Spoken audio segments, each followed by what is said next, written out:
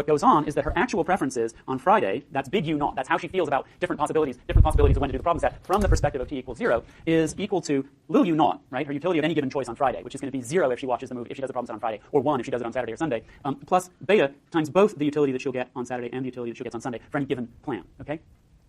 So at t equals 1, all of a sudden she starts, so she doesn't discount Saturday relative to Sunday. Her utility function for plans, big U1, which is represented by these numbers, right? Her utility for any given choice from the perspective of Saturday is equal to U1 plus beta times just U2. So again, in the trade-off between Saturday and Sunday, her preferences are different on Friday than they are on Saturday. The question is, on Friday, does she foresee this change? In other words, is the student aware of her time inconsistency? And we're going to introduce that right, so we're going to want to be able to capture both of those possibilities in the same model. Like, the model needs to be able to capture both of these things so that we can actually make appropriate predictions depending upon what assumption we make about whether or not she's able to predict. So what we're going to do is we're going to introduce this new parameter beta hat. Okay? Now beta hat, instead of being a number between 0 and 1, it's going to be a number between beta and 1. So if beta is 1/2, beta hat is somewhere between 1/2 and 1.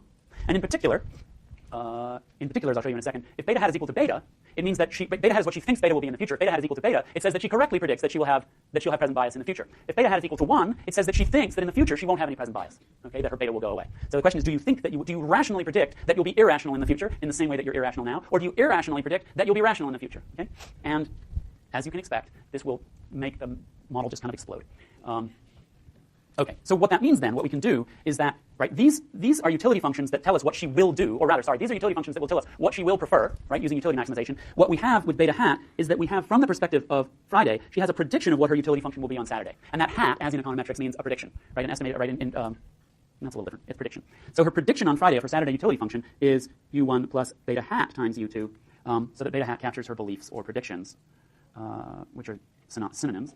Right, so if beta hat is beta, then she correctly foresees that her period 1 utility function will be what it in fact will be, and if beta hat is 1, then she magically thinks that in the future she gets her future utility wrong. She predicts her future utility function wrong. All right. So two extreme and opposite assumptions, which I've already talked about. Complete naivete is that beta hat equals 1. So the student believes her future self will have short-run discount factor of beta equals 1, which is to say no self-control problem. Right. So her actual self 1, I'm going to call that S1 utility function U0. So her S1 preferences are represented by her true utility function, which is U0 plus beta times U1 plus beta times U2. Her actual, that's her S0 preferences. Her actual self 1 prefs are represented by U1 equals, big U1 equals little U1 plus beta times U2. And her self 0 beliefs about self 1's prefs are U1, that's U hat naught equals, I'm getting this wrong, I apologize. U hat 1, which is her prediction of her period, her self 1 preferences, is equal to U1 plus beta hat U2, which in particular, in the case of a naive, NAIF, is equal to just U1 plus U2, which is to say that on Friday, she does not think that she will be discounting Sunday relative to Saturday. Okay? So she doesn't believe that she'll have a self-control problem in the future, which means that she assumes, and this is really important, for solving problems for understanding the behavior of the naive, you need to understand this general principle. She assumes on Friday that her future self will follow through on her favorite plan as of Friday, which means that if she wants to do the problem set, if on Friday night she wants to do the problem set on Saturday, she will always assume that her Saturday self will do the problem set, will follow through. Okay? Another way of thinking about this is that she assumes her future self is perfectly rational, and in the perfectly rational model, you always follow through on your preferred plan. There's no dynamic inconsistency. So the naive assumes that her future self will be dynamically consistent, which is to say will follow through on her current plan. The opposite assumption, of course, is sophistication, perfectly rational preferences, which is captured by beta hat equals beta. The student believes that all of her future selves will have the same short-run discount factor as her present self. And here what we get is that, right, so these two things are the same. This time, her period 0's beliefs about her period 1's preferences, right, U hat 1 is U1 plus beta hat U2, which in the case of the sophisticate is U1 plus beta U2. So she gets it right, rational expectations. All right, so I'm kind of beating this to death. So she believes that she will still have a self-control problem in the future, which means that she knows that her future self may not follow through on her favorite plan. Doesn't mean will not, but may not, okay? And then in any given situation, she'll be able to predict, in fact, whether her future self does or doesn't follow through on her plan. Okay, this is going to make a huge difference. Now, let me stay on this slide for a second, because I made a generalization about the naive, which is that she assumes her future self will follow through on her favorite plan. Now, let me make a generalization about the sophisticate that is, at first, a little bit subtle and hard to grasp, but is absolutely fundamental to understanding the behavior of the sophisticate. Okay? The setup of the problem here is that the person has the person's choice set has 3 elements. Okay, one choice is to do the problem set on Friday, another on Saturday, another on Sunday.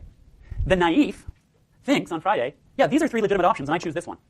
What the sophisticate knows is that on Saturday, her Saturday self will sort of welch on the deal and won't go, which is another way of saying Saturday isn't really in the choice set. It is a non-viable option. Okay, so in the context of game theory, this is like saying in the prisoner's dilemma, oh no, if you collaborate, I'll collaborate too. And then you do the Nash equilibrium, and what you discover is, right, if this was a sequential prisoner's dilemma, player 1 has to decide whether or not to collaborate, then player 2 decides whether to collaborate. Player 2 sort of says to player 1, if you collaborate, I'll collaborate. But then it turns out that that's what's called an empty threat, right? Because when you actually do the Nash equilibrium using backwards induction, what you discover is player 2 is never going to choose to collaborate. They're going to think on the other prisoner. Okay, so collaborate isn't actually in the realm of possibility.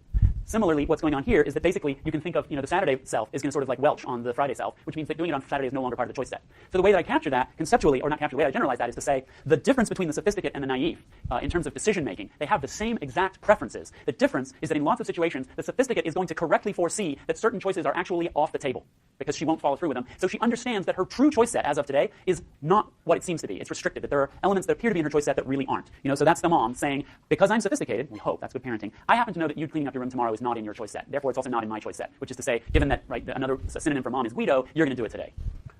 Okay. Let me so there's something. Okay, so I'm going to show you that in a second. Quick clicker on your own. This should be easy to answer. Which type of individual, the completely naive individual or the completely sophisticated individual, will make better choices for themselves? In other words, in this context, which one of them will get to see the better movie? Or, in general, not just with problem sets, who will cause themselves less harm in a general sense? The naive, the sophisticate, or you don't have an answer, which I guess there should be a third option, but I'm going to force you to choose naive or sophisticate. Okay. 3, 2, 1. All right. Now, before I show you the results, how many of you clicked no answer because you thought that it was ambiguous? Okay, just a couple. Fine. All right. So the majority of you say sophisticate. That's natural. I assume that what's going on is you're thinking to yourself, look, I've procrastinated a lot of problem sets. Over time, I've become more sophisticated. I don't procrastinate as much. Clearly, sophistication is helping me out. You would like to believe that someone with rational expectations would make more rational choices, right? Okay. Ain't going to be true.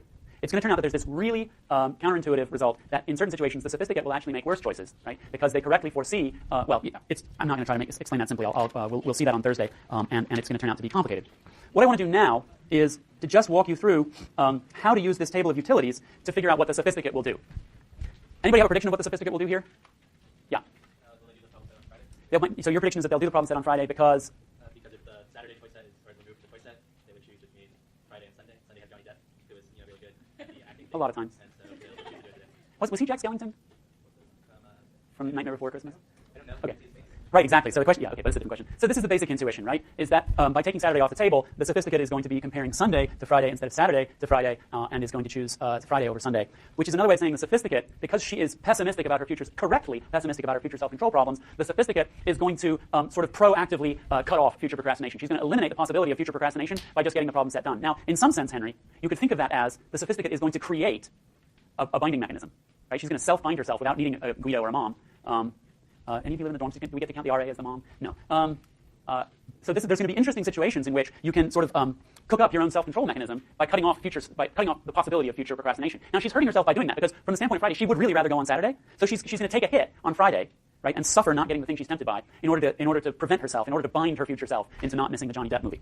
And then we're going to see that when it's a tempting thing instead of a aversive thing you want to procrastinate, that can get stood on its head. But for now, let me just show you how this this table of utilities works for the sophisticate. How it works for the naive is straightforward.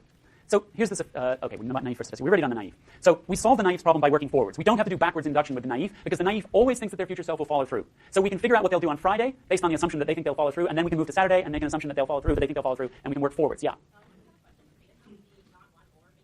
Yeah, beta can be between beta and 1, in which case we call that either partial naivete or partial sophistication. They're the same thing. That makes the model much more complicated and introduces a lot more complexity. People seldom really investigate that. It's much more interesting to think about the preliminary intuitions, the sort of basic intuitions, will almost always come out of looking at the extreme cases. And typically, by the time people are done extracting the basic intuitions from the extreme cases, their head will hurt so much that they don't want to bother with the intermediate case. Okay, that's certainly true for me. Okay, so we solve the naive's problem by working forwards, as we saw. So on Friday, she makes a decision based on the assumption that she'll follow through, and then on Saturday, she makes a decision based on her Saturday preferences. And the fact that she will change her mind on Saturday doesn't affect her Friday decision, so we don't have to take it into consideration. We can just march forward through the time periods, figuring out what she will do each day, and wind up with figuring out her eventual behavior. Okay. So what happens is that, so I'm skipping through this because we've basically already done that. What happens is that by repeatedly procrastinating a little bit at a time, right? Each one of these steps of procrastination only hurts by about a half a udel, but by the time she's done them repeatedly, and if you string this out over a long period of time, you can really hammer yourself. Ask my high school self. The naive causes her basically the maximum possible harm, and under certain conditions, you'll see that that's generalizable. Well, something can't be generalizable if it only works under certain conditions, but in general, what the paper shows is that the naive, when the costs are immediate and the benefits are delayed, the naive can potentially harm herself as much as possible. The sophisticate will turn out to be protected against that when it's an aversive task that you want to procrastinate. Okay? So what happens is that with each round of procrastination, she thinks she's causing herself only a little harm. But it turns out that each choice to procrastinate is resulting in an eventual choice of maximum procrastination. Okay? That is because she's overly optimistic about her future self-control. The sophisticate. In this case, we have to worry, right? Because the first thing we have to do is to figure out what's actually in the Friday self's choice set, because she's going to correctly foresee that her Saturday self is going to blow it and take certain things off the table, out of the choice set. So we have to do backwards induction. We have to start by figuring out what the Saturday self will do. Okay? So the way that you think about that in terms of the table of utilities, right, is you Boy, I'm winding up off the cuff explaining this without reference to the notes, and I think I'm going to stick with that. So what happens here is that she puts herself forward in time and says, okay, I know this Saturday person pretty well because they're me. And I know that on Saturday my preference is going to be for doing the problem set on Sunday. So I will choose that, which means that Saturday is off the table. I don't need to worry about that number. It's just another way of saying, right, Friday's not in the choice set. So I'm going to cross all those things out. Now I'm choosing between 1 and 5/4, and the thing to do, right, I have the resulting rank order, is do it on Friday, because even though I'm tempted and I'm not discounting that, and I'm not tempted by Depp and I'm discounting him, Depp is so good that I'll just take the hit now, the temptation hit, and hold out and do the problem set now so that I can see the Johnny Depp movie. Okay? Yeah.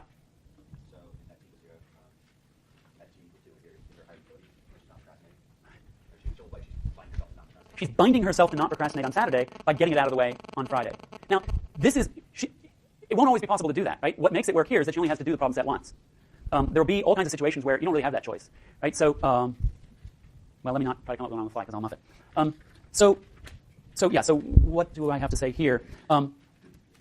So the sophisticated procrastinates less than the naive. What we say is this: she is correctly pessimistic about her future self-control problem, which allows her to eliminate unrealistic plans. And it turns out that helps her when the issue is procrastination. But when the real issue is when to eat your girlfriend's apple pie, it's going to turn out that being perfectly sophisticated, having perfectly rational preferences, is going to hurt for a weird counterintuitive reason that you may like or not like, and which I will show you on Thursday. I believe that using either this tool or just the numbers themselves, you'll be able to solve the first part of problem 2, which is how long will a naive continue to play Blendoku, but I think you may want to wait until after Thursday to figure out when a sophisticate will stop playing Blendoku.